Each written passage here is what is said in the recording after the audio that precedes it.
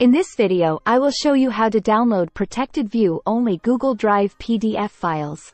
My suggestions: use Firefox browser. Open Google Drive protected PDF file in Firefox. You can see there is no download option to download.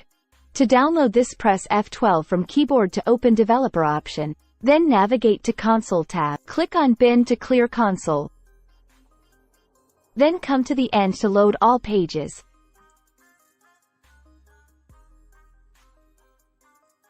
Then copy and paste this script in console as shown here. I will provide this script in description. If you get this issue, then type allow pasting and press enter.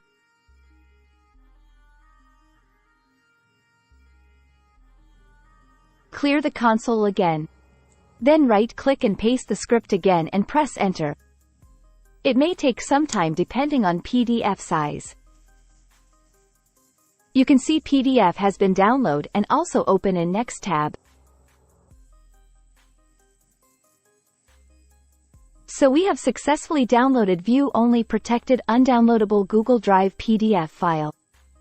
This much for today. If you like this video, please like, share and subscribe to the channel. Thank you.